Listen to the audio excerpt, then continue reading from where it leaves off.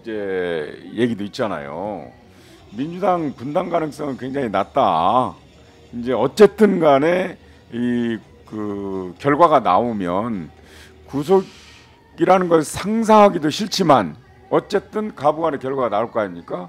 그러면 우선 먼저 할 것이 지지자들을 다독여야 된다. 이런 얘기를 하더라고요. 그러니까 제가 계속 한 얘기가 민주당은 윤석열 대통령이 바라는 민주당이 돼서는 안 된다. 이것이 곧 분열을 지금 시키기 위해서 이미 공작이 들어가고 있잖아요. 민주당은 국민과 당원이 바라는 민주당이 돼야 된다. 그러면 국민과 당원이 바라는 민주당은 뭐냐? 단합하고 강한 민주당이 돼서 윤석열 이 폭정에 대해서 저항을 하고 투쟁을 해야 된다. 이걸로 가야지. 독주, 폭정. 그렇죠. 독재란 말은 안 쓰시네요. 아직까지는 네. 좀 빨라요. 아 그렇습니까? 네. 그런데 네. 거기에서 적전 분열을 하면 안 된다. 그래서 저는요. 지금 현재 윤석열 대통령이 집권 1년 8개월 만에 국가 재난 시대로 가고 네. 민주주의, 서민경제, 남북관계, 외교를 총체적으로 파탄냈단 말이에요. 네네. 그러면서 협치는 버려버리고 반대하는 야당, 비판하는 언론, 진보 세력은 공산 전체 세력이고 반국가 세력이다. 네네. 이건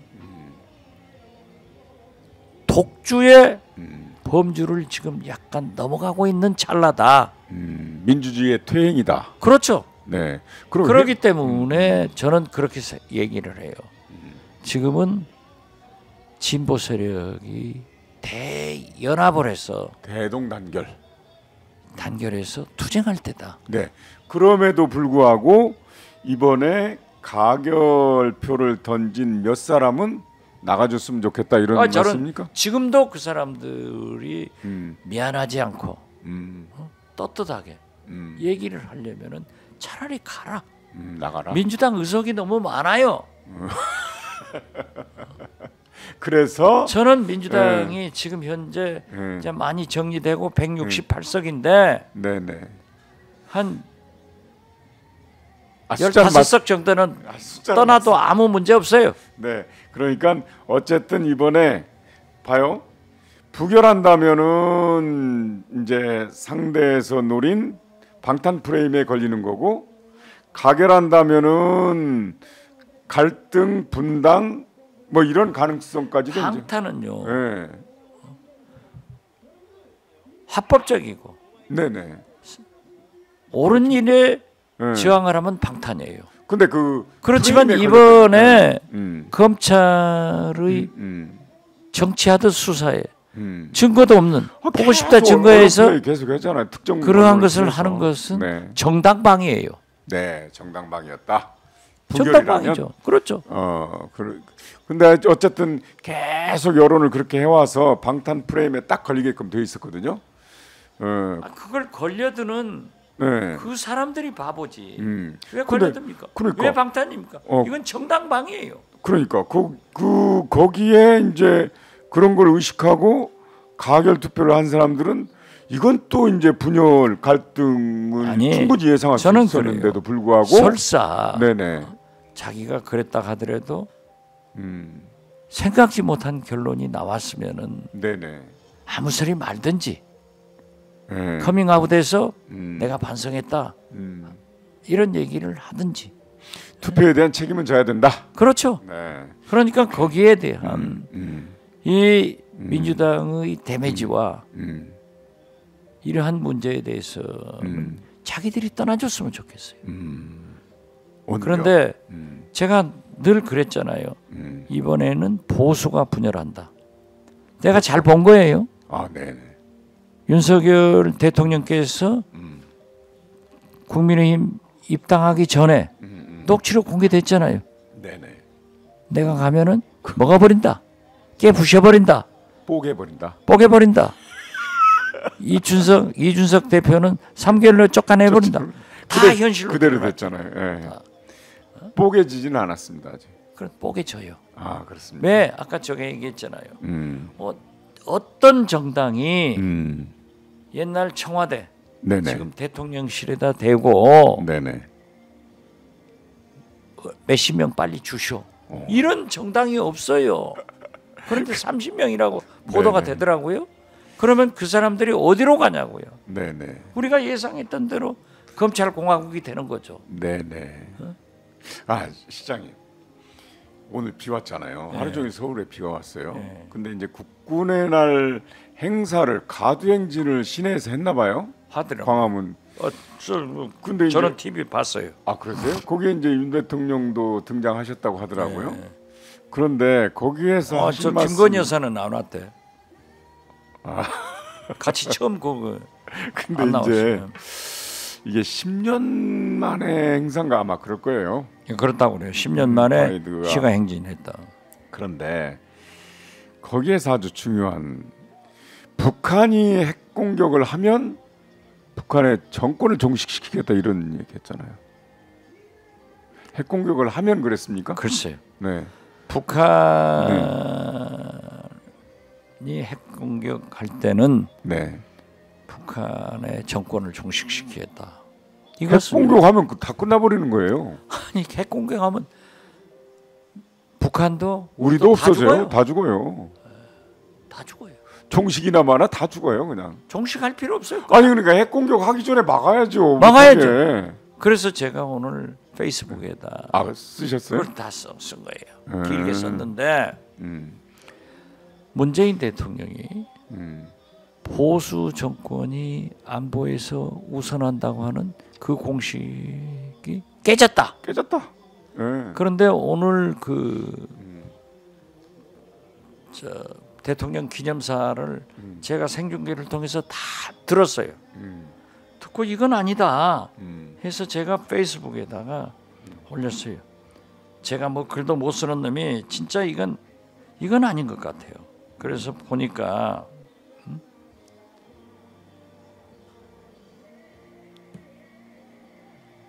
국군의 날 대통령 기념사를 시청했습니다. 같은 시각 네. 불행하게도 제1야당의 대표의 자리는 서울 형사지법 법정이었습니다. 네. 국군의 날 행사에 야당 대표가 들어가거든요. 당연히. 이것이 대한민국 그 현실이고 분열의 정치를 계속하는 대통령의 민낯입니다. 정치가 협치로 잘 돼야 국방도 경제도 외교도 잘 됩니다. 기념사는 역시 문재인 전 대통령께서 말씀하신 보수 정부가 안보에 잘했다는 신화는 깨져야 한다는 것을 재확인시켜 주었습니다. 국방 예산을 네. 진보 정부인 김대중 노무현 문재인 정부에서는 증액을 했습니다. 그렇죠. 세계 6강이에요. 우리가 군사력이. 그런데 문재인 정부 때. 보수 정권인 이명박 박근혜 정부에서는 삭감을 해버렸습니다. 그렇습니다. 그리고요 방산수출 뭐 시대를 열었다고 그래요. 그것은 그동안에 문재인 축적된 대통령이 겁니다. 네, 닦아놓은 거예요. 방산수출 초과를 달성을 했습니다. 네. 그때 다 한 거예요. 그리고 제일 중요한 것은요, 가장 중요한 것은 미사일 사거리 제한을 풀어버린 거예요. 풀었죠. 300km로 제한되어 있는 거 500으로 늘렸다가 800으로 늘렸다가 지금 무제한으로 했습니다. 그러니까 해버린 거예요. 위성을 쏘아 유상을 쏘는 거죠. 네. 그러면서 국방력 뭐 AI 시대 이걸 막 다 한다는 거예요. 그리고 군인들의 봉급과 뭐 주거 후생을 하겠다. 잘하는 거예요. 그렇게 하셔야 돼요. 그렇게 하시려면은 네. R&D 예산을 왜 줄이냐. 그러니까 당장 효과가 안 나니까 그러면 줄였겠죠. 국방력이 강화 안 돼요. 강화 안 되죠. 우리나라 과가 안 돼요. 네네. 그리고 국방 예산 삭감하지 말고 과감하게 해야 네. 장병들의 급여나 후생복지, 주택 다 할 수 있다. 네. 그거였어요. 그러면서 네. 또 오늘 거기에 아주 장군 동지회를 칭찬하더라고요. 저희 집안 형님이 장군 동지회 회장을 했어요. 아, 그러세요? 예, 6.25 참전인데 네. 그분들이요 6.25 참전한 백선엽 대장, 네네. 백인엽 형제 다 거기에요. 네네. 장군 동지회 멤버들인데 저희 형님이 군번 109번인가 그래요. 아, 그러세요? 예, 그런데 자 보세요. 그분들이 6.25 참전을 해서 나라를 지킨 공로는 있는데 연금이 해당이 안 되는 거예요. 20년이 안 됐으니까. 아, 네네네. 그러니까 물론 지금은 공무원 백선엽 연금급이 대장이나 10년인데. 백인엽 대장이나 이런 일부 장성들은 잘 살아요. 그렇지만은 아주 그 궁핍한 장성들은 해외 고발공사 사장을 한 한신 장군인가 그럴 거예요. 네. 이런 분들은 서울시에서 제공한 11평 아파트에서 병상에 누워 계신단 말이에요. 안 되는 거예요.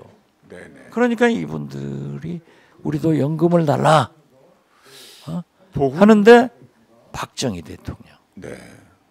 전두환 대통령, 노태우 대통령, 김영삼 대통령이 안 해준 거예요. 할 수가 없다.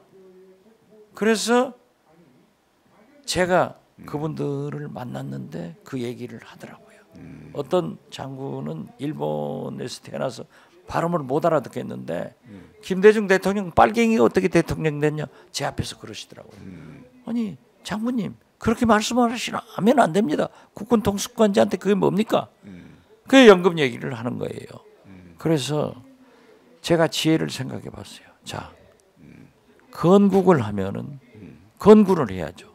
네네. 국방이 있어야죠. 그러면은 우리 아버님은 독립운동을 했다고 해서 독립지사로 보훈처에서 한 달에 돈을 내가 받는데 보훈기금을 받는데 건군한 저 창군 동지의 사람들은 못 받아. 저 장군들은 안 받아서 되겠느냐. 20년이 안 됐다고. 네. 네. 그래서 그때 국방장관이 조성태 장군인데 네네. 저랑 나이가 동갑이었는데 그분이 자꾸 하셨네요. 그분을 불러서 내가 물었어요. 그랬더니 다 안 된다는 거예요. 왜냐하면 장교도 많고 사병도 많고 참전 용사들이 많은데 거기를 어떻게 다 연금을 주냐. 그래서 제가 야 건국을 하면 건군을 해야 된다. 독립 건국 공로자나 똑같지 않냐. 그래서 보훈처장을 불러가지고 할 수 있느냐. 해가지고 스타디를 시켰더니 한 1년에 5, 6억 예산밖에 안 들어가요. 야. 장군 멤버들을. 그래서 제가 김대중 대통령한테 건의를 해가지고 그분들을 독립유공자로 지금도 생존해 계신 분은 그거 받으실 거예요. 그렇게 해가지고 그 창군 동지의 멤버들을 청와대로 초청을 했어요. 그래가지고 이제 여러 가지 얘기를 했는데 이렇게 해서 내가 박지원 장관한테 지시를 했으니 검토해서 가능할 것 같다. 이렇게 했더니요. 그 공산 땅이라고 했던 분이 하던 그 장군이 네. 역사 이래 이런 훌륭한 대통령이 없다는 거야. 그래서 money talks everything. 그래서 네. 지금까지 아니 크고 작은 일을 네네. 보수 정부에서도 할 수 없겠지만은 진보 정부에서도 이렇게 군에 대해서는 존경을 하고 다 했어요. 네네. 그런데 이걸 그렇게 무시를 하는데 그래서 내가 그 얘기를 썼다니까요. 네. 그렇지만은 네. 그래도 네. 보수 정부의 김영삼 대통령은 하나회를 척결함으로써 정치 군인의 싹을 잘라버렸잖아요. 잘라버렸죠. 그 후 네. 군이 정치적 독립을 해가지고 오늘까지 존경을 받는 거예요. 그런데 신원식 지금 국방부 장관 내정자 그 12.12 구테타라든가 5.16 구테타라든가 이거를 갖다가 미화하잖아요. 아니 그러니까 요즘 젊은 사람들은 잘 모르겠지만은 왜 윤석열 대통령은 좋은 쌀 두고 거기에 뉘만 갖다 쓰려고 하냐고요. 그러니까. 그 뉘가 같은 사람이 신원식, 김행 이런 사람들이에요. 네.